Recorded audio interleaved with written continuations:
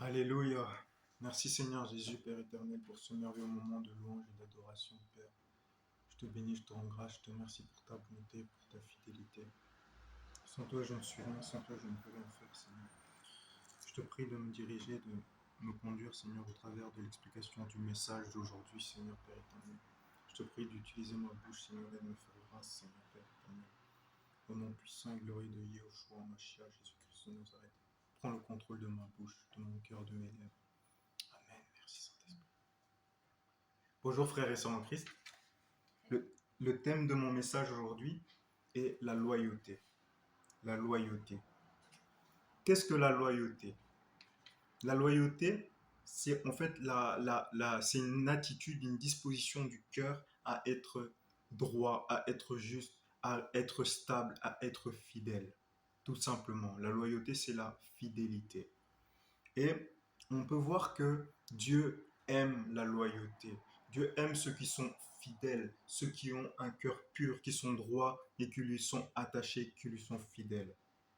On peut voir au travers des Écritures euh, beaucoup de choses qui ont fait que le peuple de Dieu se sont éloignés de Dieu, que Dieu a quitté son peuple, que l'alliance de Dieu a été brisée avec son peuple. C'était suite au manque de loyauté de son peuple, au manque de loyauté d'Israël. Lorsque Israël était infidèle, était déloyal, ceci causait en fait l'éloignement de Dieu, faisait en sorte que Dieu était repoussé de son peuple et ne pouvait pas demeurer au milieu d'eux. D'où l'importance d'avoir cette caractéristique, d'avoir ce cœur qui est loyal, d'avoir la loyauté, d'avoir la fidélité.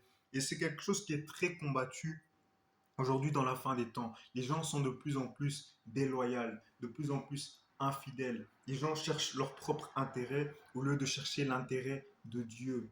Lorsque Dieu ne répond plus à leur intérêt, lorsque Dieu ne répond plus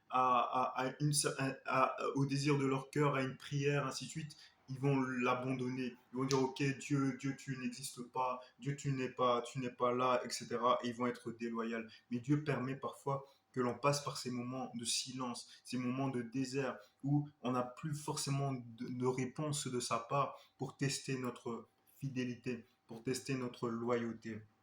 On peut le voir par exemple avec Job. Job était béni de Dieu. Job, Dieu l'aimait, Dieu l'honorait, ainsi de suite.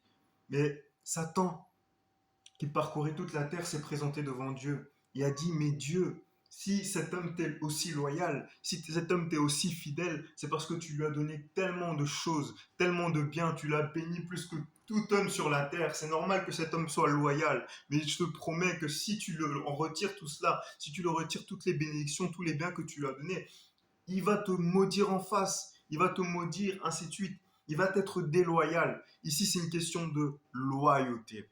Satan, pourquoi est-ce que Satan disait ça? Satan disait ça parce qu'il voyait Job comme étant de la poussière, comme étant un homme de poussière créé de la terre. Et comment est-ce qu'un homme créé de la terre peut être fidèle à Dieu? Même moi-même, je n'ai pas été loyal envers Dieu. Comment est-ce que cet homme-là qui est moins que moi, parce que Satan considérait l'homme comme étant inférieur à lui. Et c'est pour ça qu'il ne voulait pas se soumettre à l'autorité de l'homme, parce que l'homme a été créé à l'image de Dieu. Il a dit non, cet homme-là, c'est par intérêt, ce n'est pas possible, ce n'est que de la poussière. Il va te déshonorer lorsque tu vas le retirer tous les biens qu'il a. Il va pas être loyal. Tout est une question ici du combat de la loyauté. La loyauté, c'est très important. Et par la suite, on va voir que Dieu va dire, ok, tu peux toucher à tous ses biens, ainsi de suite, mais ne touche pas à sa vie, touche pas à sa personne, à sa personnalité, etc. Satan va retirer toutes ces choses-là. Le monde angélique, tout l'univers va être spectatrice de tout cela. Ils vont voir l'attitude de Job, ils vont voir comment Job réagit, ainsi de suite. Et Dieu va prouver au travers de l'attitude de Job, au travers de la loyauté de Job, qu'il existe encore des hommes loyaux. Ça me fait penser à nous personnellement, en tant qu'homme ou en tant que femme.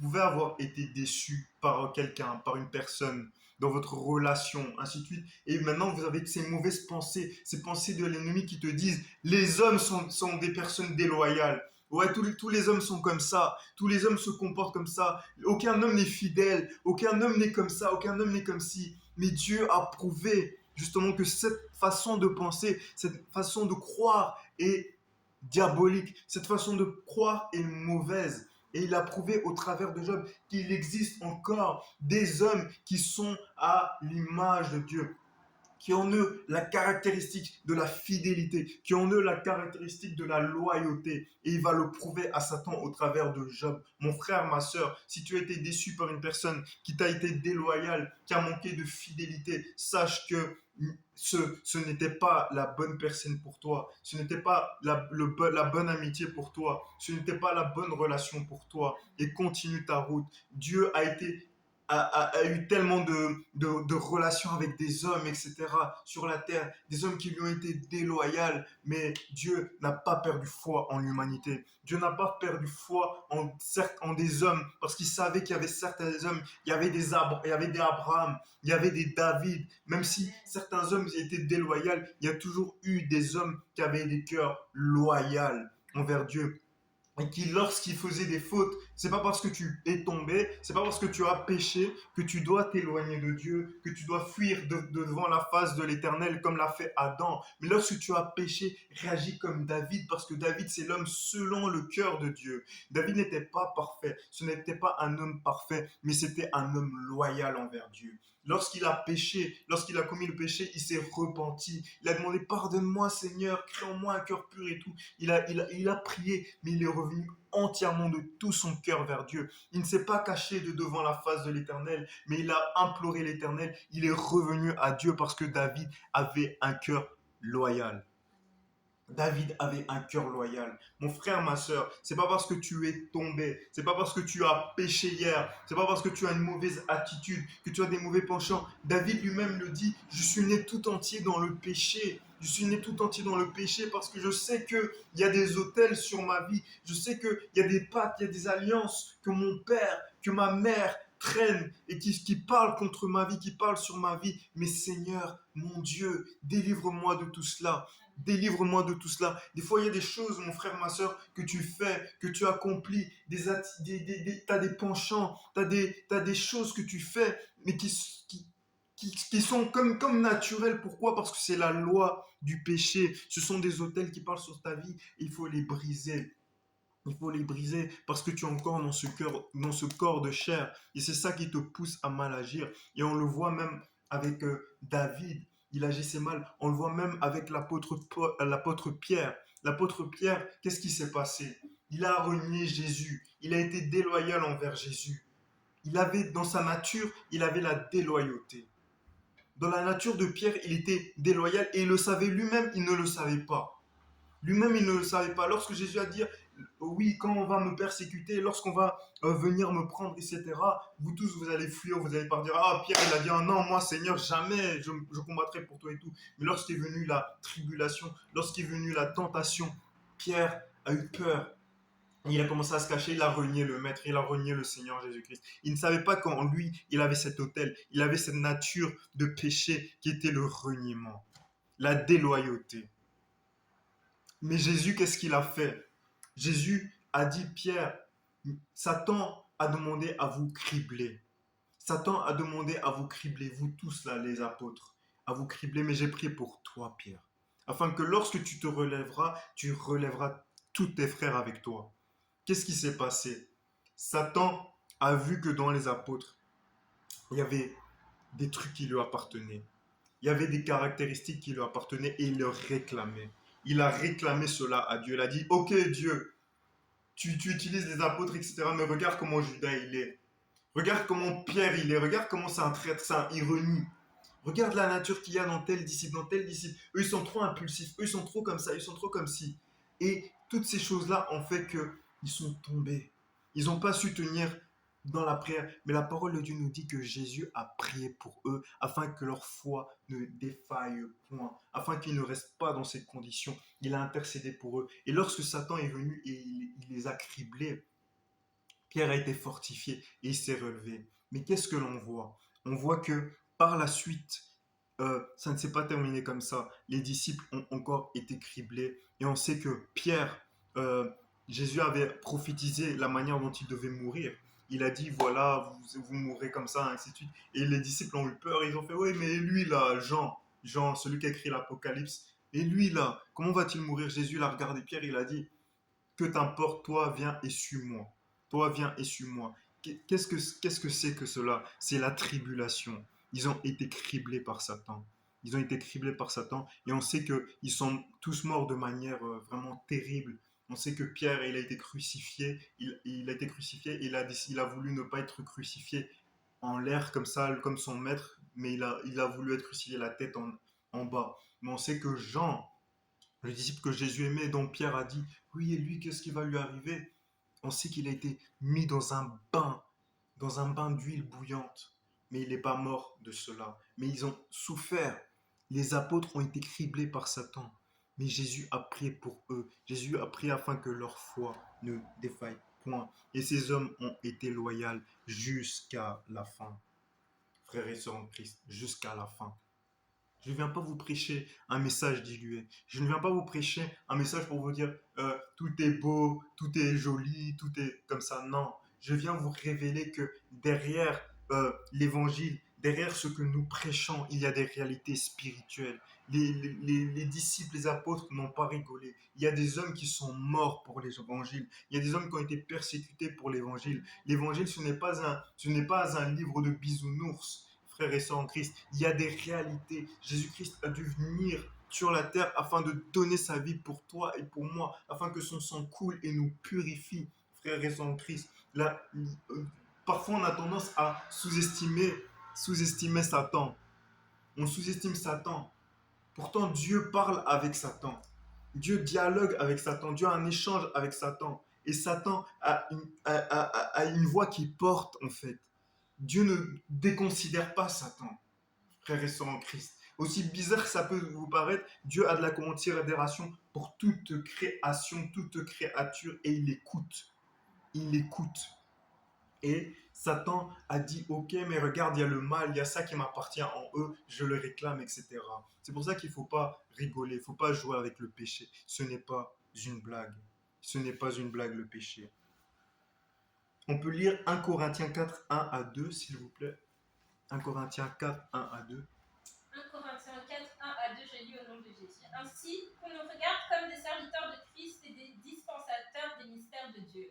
Du reste, ce qu'on demande des dispensateurs, c'est que chacun soit trouvé fidèle. Amen. Que chacun soit trouvé fidèle. Amen. C'est ce que l'on demande, c'est ce que le Seigneur demande de nous, que nous ayons en nous la fidélité, cette caractéristique qui est la loyauté envers l'Éternel notre Dieu. Que nous soyons de fidèles amis de Dieu. C'est cela que le Seigneur recherche. On peut lire Romains 5, 4. Non, Psaume 49, 5, excuse-moi. Psaume 49, 5, je lis au nom de Jésus. Psaume 49, 5. Je prête l'oreille aux sentences qui me sont inspirées. J'ouvre mon chant au son de la harpe.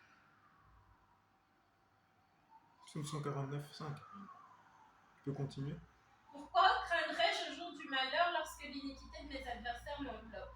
Ils ont confiance en leurs biens et se glorifient de leur grande richesse. Ils ne peuvent se racheter l'un l'autre, ni donner à Dieu le prix du rachat. Le rachat de leur âme est cher et n'aura jamais lieu.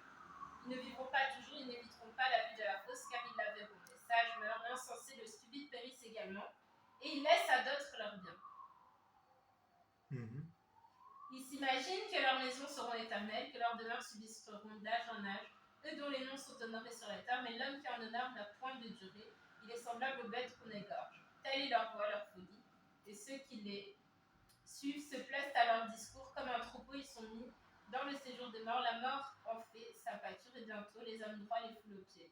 Leur beauté s'évanouit, le séjour des morts et leur demeure, mais Dieu sauvera mon âme du séjour des morts, car il me prendra sous sa protection. Voilà. Le Seigneur est fidèle et il prend soin de ses fidèles. Il sauve l'âme de ses fidèles. Lorsque tu lui es fidèle, l'Éternel prend soin de ta vie. Il te protège et te protégera du filet de la mort, du séjour des morts. Il te ressuscitera, il te relèvera. Il ne t'abandonnera pas. On peut lire Romains 5, 4. Romains 5, 4, je lis au nom de Jésus.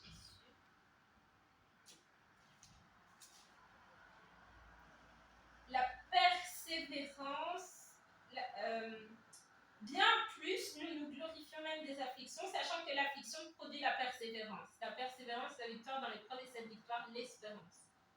Amen. Amen. Ça veut dire que quand quelqu'un est fidèle, il est persévérant, il est Amen. patient. On peut lire Proverbe 3, 3.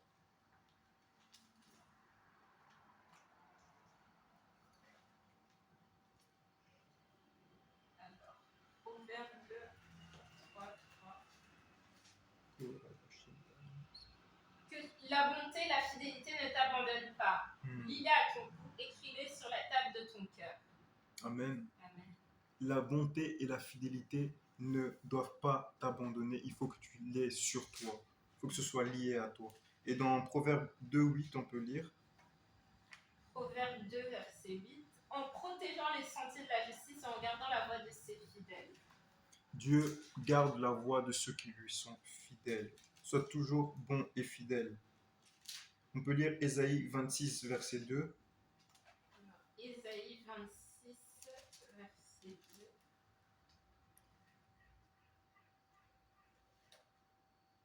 Dans ce livre, dans Ésaïe 26, verset 2, on voit que ce sont ceux qui sont fidèles qui hériteront du royaume de Dieu, qui rentreront dans les portes de l'Éternel, dans la maison de Dieu, dans le royaume de Dieu. D'où l'importance d'être loyal envers Dieu. Ouvrez les portes, laissez entrer la nation juste et fidèle. Amen. Amen. La nation de Dieu a cette caractéristique d'être loyal et fidèle. Il faut savoir être loyal et fidèle. C'est pour ça que lorsque tu te lies à quelqu'un, lorsque tu te maries, lorsque tu fais ça, en fait, c'est devant Dieu que tu t'engages. Vous voyez? Et les gens, on dirait qu'ils ne réalisent plus ça. Il y a des gens qui rentrent dans le mariage, une semaine après, c'est déjà fini, ils divorcent, etc. Mais vous avez pris un engagement devant Dieu. D'où l'importance d'être patient, de ne pas vous précipiter dans des relations que vous ignorez, ainsi de suite. Parce que sinon, après, vous faites n'importe quoi. Vous avez promis devant Dieu de rester ensemble, etc. Et vous, au final, vous négligez ça. Et ça, c'est pas bien. Parce que ça fait de vous des personnes déloyales, infidèles. Ésaïe, ouais. On peut lire 1 Corinthiens 13, 4 à 8. Et je vais conclure avec ça. Alors, 1 Corinthiens 13, 4 à 8. La charité est patiente, elle est pleine de bonté. La charité n'est point envieuse, la charité ne se vante point, elle ne s'enfle point d'orgueil, elle ne fait rien de malhonnête, elle ne cherche point son intérêt, elle ne s'irrite point, elle ne soupçonne point le mal. Elle ne se réjouit point de l'injustice, mais elle se réjouit de la vérité. Elle excuse tout, elle croit tout, elle espère tout, elle supporte tout. La charité ne périt jamais, les prophéties prendront fin, les langues cesseront, la connaissance disparaîtra. Car nous connaissons en partie, nous prophétisons en partie, mais quand ce qui est parfait sera venu, ce qui est partiel disparaîtra. Lorsque j'étais enfant, je parlais comme un enfant, je pensais comme un enfant, je raisonnais comme un enfant. Lorsque je suis devenu un homme, j'ai fait disparaître ce qui est de l'enfant. Aujourd'hui, nous voyons au moyen d'un miroir d'une manière obscure, mais alors... 13, 4 à 8. Ok. C'est 4 à 8. Là, Ouais, 4 à 8. Ok. Là, qu'est-ce qu'on voit? La charité, c'est l'amour, en fait. L'amour, c'est une caractéristique de la loyauté. L'amour est patient, l'amour ne s'irrite pas, il n'est point envieux, ainsi de suite. L'amour, en fait, c'est la fidélité. Lorsque tu aimes quelqu'un, tu lui es fidèle. Tu ne peux pas prétendre aimer quelqu'un et lui être infidèle. Ce n'est pas possible. Lorsque tu aimes véritablement quelqu'un, tu lui restes loyal et fidèle. D'où l'importance de développer la loyauté, d'avoir un cœur loyal envers Dieu, un cœur fidèle qui veut lui plaire et qui ne l'abandonne pas au moindre vent. Et c'est pour ça qu'il faut fonder notre foi sur Christ, demeurer dans sa parole, persévérer dans les moindres petites choses, lire la parole de Dieu quotidiennement afin d'enraciner notre foi, afin d'enraciner notre loyauté en Jésus-Christ. Parce que si l'on ne fait pas ça, si on n'est pas fidèle dans les petites choses comme ça, comment est-ce qu'on pourra l'être dans les grandes choses? Comment est-ce qu'on pourra l'être lorsque les grandes persécutions vont arriver? Frères et sœurs en Christ, c'est important de développer notre fidélité à Dieu, notre loyauté, de travailler sur notre cœur dès maintenant. Que le Seigneur vous bénisse. Amen.